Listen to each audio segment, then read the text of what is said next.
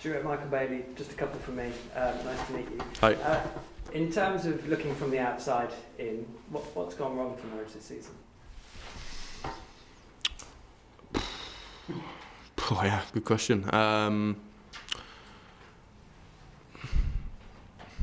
don't know, because there's been periods when it's looked good, to be fair. You know, I've seen games where you go, not far away. Then I've seen games where you're like miles off. I don't know. Maybe this season is a combination of a few seasons. As an outsider looking in, you know, and I think it's very hard to judge something as an outsider because you don't know what's gone on. You know, I don't know what's gone on in the walls at the training ground or the stadium, and I'd never try and guess or be disrespectful for that, because sometimes things happen behind closed doors which people don't know about and you can never maybe talk about. But I think the point that this club has got to now is probably the result of 3 or 4 bad transfer windows. And I think we've sort of reached a tipping point, and we've got to turn that around. That's looking as a complete outsider. That's no one said that to me, and that's just an opinion formed on. Listen, I follow every club in England. It's my job at Huddersfield to what are they doing, what are they doing, what are they doing? Because Norwich City were a competitor, and yeah, that's what I'd probably put it down to. That's fine. Plenty of us have been following them, and we struggle to answer the question as well, so no problem there. Makes you feel better. You mentioned David Wagner wouldn't be on your list. Is there an agreement in place with Huddersfield that you can't go back, or you wouldn't go back for anyone if, however this pans out here, you would want to? No, nothing in place, no. And in terms of the makeup here and what happens, I think probably Wednesday was the tipping point in terms of there has been a lack of leadership in the last few weeks. It's been a difficult time. Normally people assume that when a manager or head coach comes in, that's then the leadership focal point. But would it be fair to say that you now being here, you can provide that focal point for what happens from here on in and actually start the process of sorting out, which has become a bit of a mess? I don't think so much in terms on the pitch.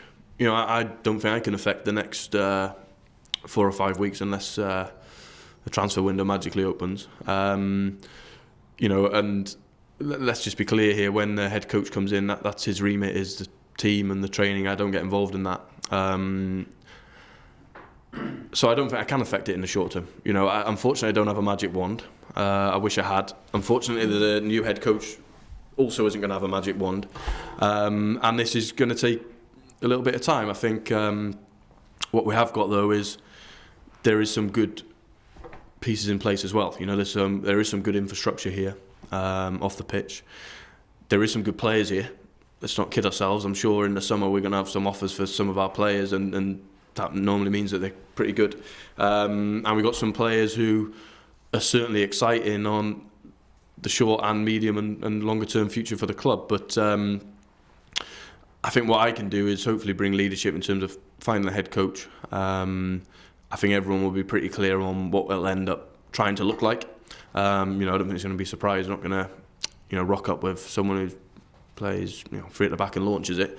So I think everyone, hopefully that'll bring an element of excitement for everyone, for the players, for the fans, the staff, that, oh, okay, this is going to be different. And I do think when something's stagnated along a little bit, change is good, and you know, maybe someone with a fresh approach.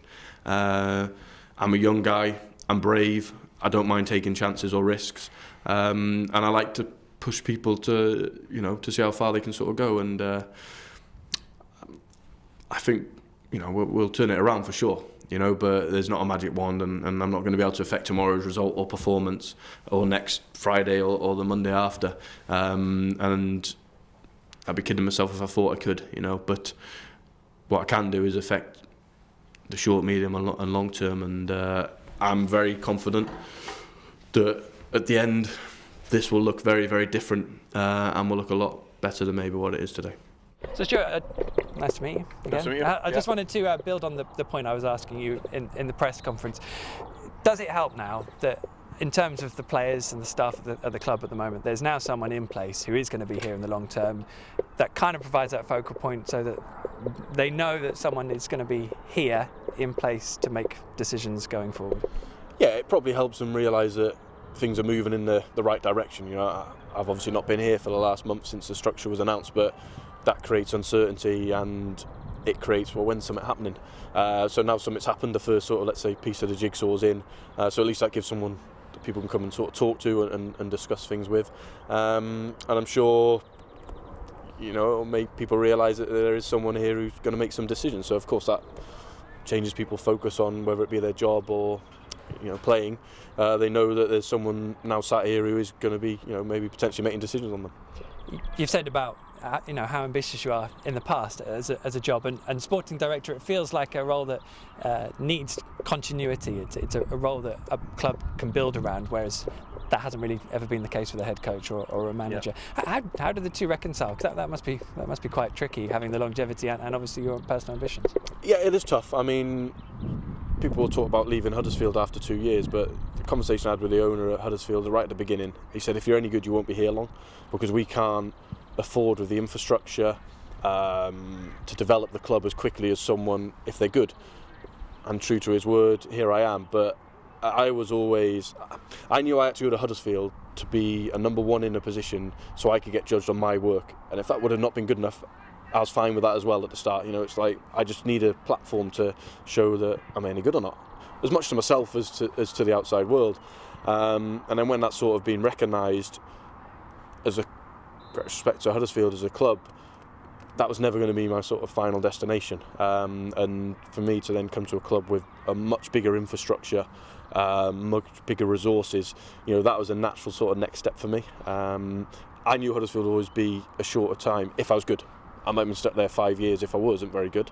No one would thank me for that, but I knew it would be short term, whereas here, you know, it'll be the first time in 6 years that my family will move with me, and I very much see it as being a long-term project. Of course, football is what it is, but, you know, I think it's a big enough job here that I don't think I'm going to achieve all my targets here in 2 years, to be fair. And I know you've got your first meeting with the board fully this afternoon. I don't want to call it a leap of faith because I know it's not, but how confident are you that what you want to do, there will be the resources, the infrastructure and the support in place to make that happen?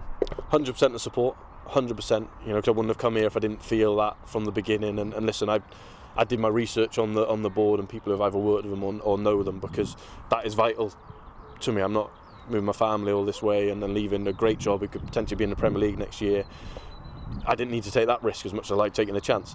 So the support 100%, the infrastructure 100%, resources. The club is what it is, you know. It is sort of self-sufficient, and they should be proud of that as a club as well, because there's, you know, lots of clubs who are losing 20-30 million pound every year, which is not healthy for a community, and certainly a club like this which is a one club in a county. So listen, I'm under no, you know, I know the job in terms of resources is, you know, we're going to have to be a little bit creative, but we will be, and you know, that's sort of my job and the head coach job when he's here, and Steve Stone's job to make that happen. Stuart, thank you very much. Cheers. No worries, thank you. Good man, appreciate that. Cheers.